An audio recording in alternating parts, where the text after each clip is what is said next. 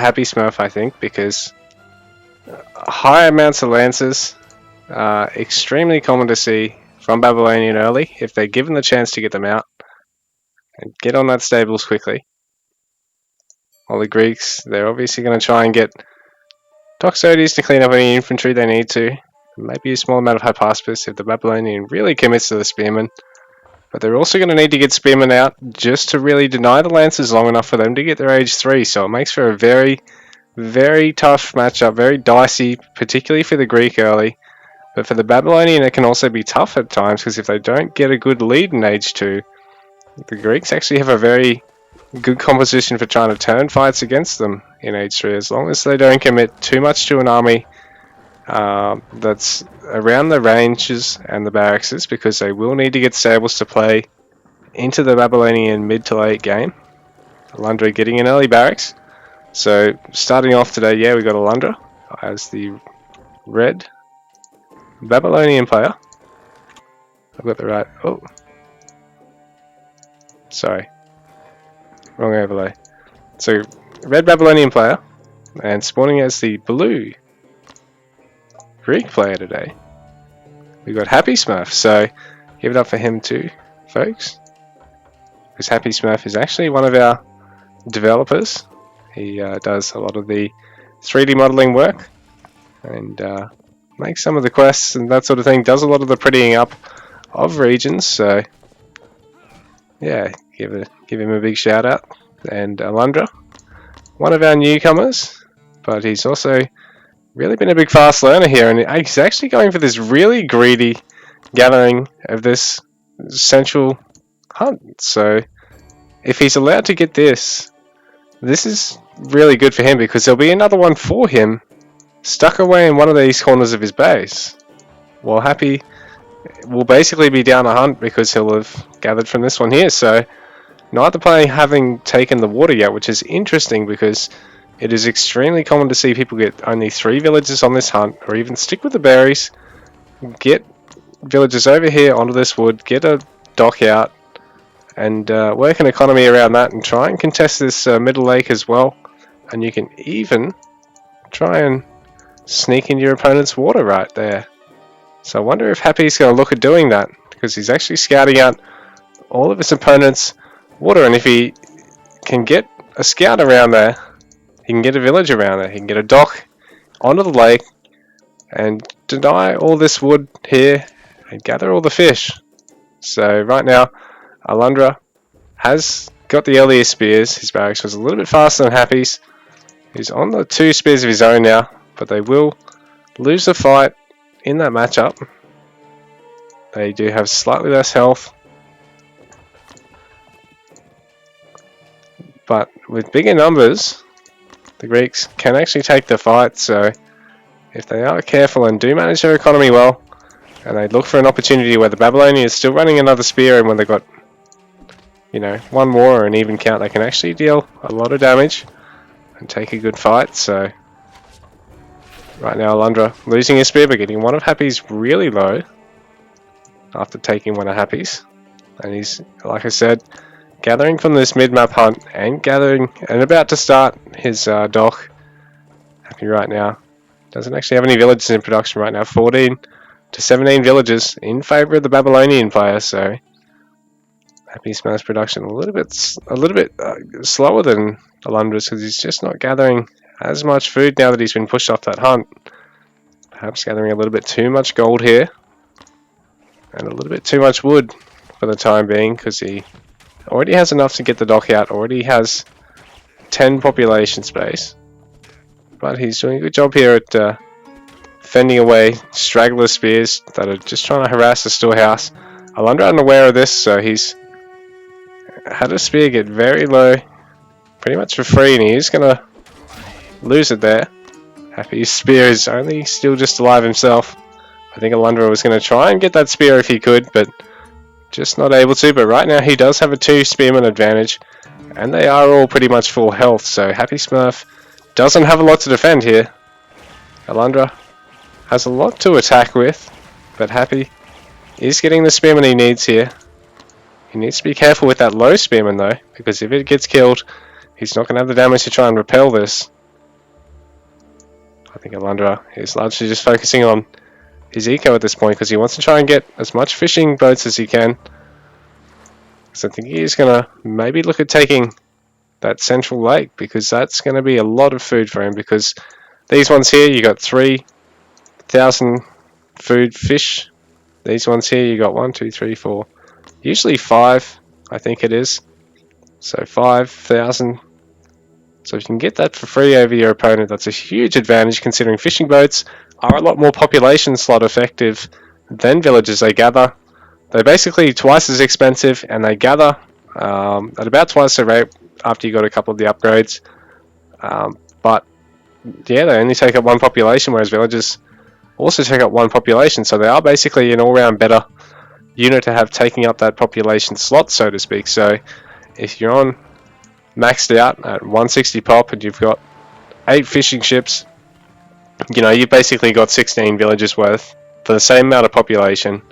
Same actual cost in terms of total resources, but a different resource, and yeah, only basically taking up half as much population per gathering rate, so to speak. Sorry, Wout. There's 8 Happy Spears to 9 of Alundra, so Alundra has that bigger spearman count, but this barracks is going to come in more handy for the for the Greek than the Babylonian at this point. The Babylonian is probably going to be incentivized to get on either their range or their stables at this point. The Greek can probably sit on his racks for slightly longer because he's got the ability to make the HappySmurf, but he is going to want to maybe get his ranged in, or even get a second barracks, just because he's going to need to be able to deal with lancers, or also have his own range to deal with the bowmen from the Babylonian. But the Babylonian has the opportunity to go for the slingers, which means he can counter the bowmen. So, I mean the Toxotes. So the Greek player can't overinvest in the Toxotes as well. It has to be just the right amount of everything for him right now. The Babylonian has that little bit more unit flexibility because he can choose to really invest in his ranges or really invest in his stables at this point. And already having 1 barracks means that he doesn't have to worry too much about a huge amount of Toxotes because he can go for bearers. Doesn't have to worry about a huge amount of Saris because he can just get more spears. So Babylonian, it feels as though they've really got the initiative in Age 1 and Age 2 in the matchup, whereas the Greek sort of is relying on getting to Age 3 because he can really amass a big death ball and also get the really nice double cavalry army composition and just get enough Saris that it doesn't matter how many mounted archers there are, only get enough prodromos to deal with lancers or even just counter raid, and the Greek can actually sit pretty in Age 3, but he can't in Age 1 or 2 in this matchup. So villager counts, we got 34 to 30. I'll just be 1 sec, guys. Oh yeah, it's all good. So Alundra ahead by 5 villages. 4 villages at this point. And he's got all the map pressure, but he hasn't taken the lake yet. I thought once he had his scout sitting down there, he might go for it as soon as he had the wood for it, but it seems as though he's trying to get his town centre and is getting plenty of houses out because he wants to maintain production. I think he's just not actually doing it because he's more interested in taking a fight here from a good angle because he wants to try and snipe these gold villages without the HappySmurf killing all of his spears, but he's doing a good job at actually microing the spears back far enough that they're not getting too much town centre fire. The bowmen are perfectly safe at this point, and now that they're focused on all the HappySmurfs and spears, he's really thinned out the Greek front line here. So Alundra ahead by about 10 population at this point, and getting most of these units of HappySmurfs low here. Happy forcing out a tower, but it's only just going to finish up as all the units fall here. So Happy without an army at this point. Alundra has a lot in the bank too. He might be going for his second town centre behind this because he's getting the stone to do so. HappySmurf is probably looking to try and take his second town centre right now too, but he's just under that much pressure that he's got to defend against this first, and this is going to strain his wood. He's going to get the stone, but he's going to need to spend a bit of wood here to actually deal with this army as well. He's getting some saris though, so this is going to mean he can deal with the bowmen quite quickly. They can just about one-shot these bowmen here, so that's all the bowmen down for Alundra. But Alundra is sniping this tower of Happy's, so that's a big resource commitment down the drain right now. And there is plenty of spears still here, so the saris aren't going to be quite so good against them. Happy's going to have to work to keep his saris alive at this point, but Alundra actually backing out, and the saris getting some nice shots off. Oh, there's some idle units here, so Alundra probably, if he had everything there, could probably have dealt with this, because he would have had enough spears to deal with the saris and also have the lancers and the bowmen in the mix.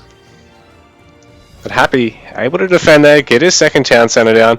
Alundra hasn't got his second town centre just yet. He's got the resources to do so, but he just hasn't realised just yet, I don't think. Or he's more worried about trying to do other things, because it looks as though he's coming down onto this central lake. He wants to take that first and then take his town centre and try and play this a little bit greedier than HappySmurf now. He's already got a bit of resource lead.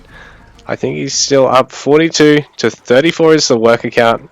So he's actually up by 8 now, and Happy on 4 fishing boats on the water, so 5 fishing on the boats on the water, so that's good for Happy. It's hard going into the mid game if you're still stuck in this position, because you've got an extra 2 population locked up there and you're running out of food or haven't got any food left there, and you will gather this out faster, but for now it does give him the gathering that he needs to stay relevant in the game, and as long as he expands out onto food elsewhere on the map or takes quick farms after taking some good fights, he can potentially still survive even though he's down on the lake. Although he probably could do with trying to maybe throw a tower up here. If it doesn't get scouted, it can harass the dock and harass all the fishing boats before there's a warship, and as they pop out they can be sniped. So if you go for a tower here, follow it up with a dock immediately or alongside it, that can be a very good counterplay strategy to your opponent getting on the lake like that. Or if you've got a high number of cavalry, just because of the way they can just run down buildings quickly compared to other units. They're a melee unit with a high amount of just damage, so yeah, get a lot of those and you can win back that lake when you're in this sort of position. But right now it looks as though Happy just doesn't have enough to defend here, because Alundra has just really steamrolled this forward army, and GG. No gold, so Happy running out of gold almost. He's down to the 1 gold mine. He's not actually able to gather on 2. Oh, he is. He just didn't have any villagers on it at the moment. They must have all gotten killed or forced off, but GG, Alundra with a decisive push there.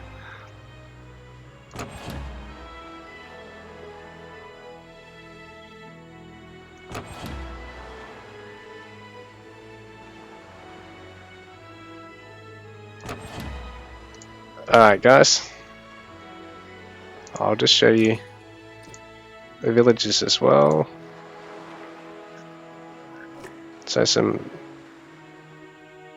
bigger gaps are Happy early on, giving Alundra the worker count lead, and he ended up 11 ahead in the end.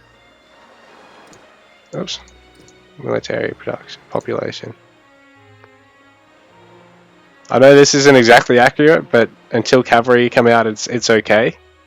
And there were really only 2 pop cavalry as well, so as long as they're both getting them at around the same time, it doesn't make a huge amount of difference. But yeah, this graph is only accurate for 1 pop unit, so to speak, because it counts only 1 per unit, military unit. It doesn't run off how much population they actually are. So, but yeah, Alundra able to mass a slightly bigger force earlier. He had the initial advantage with the earlier barracks and just managed to press the win.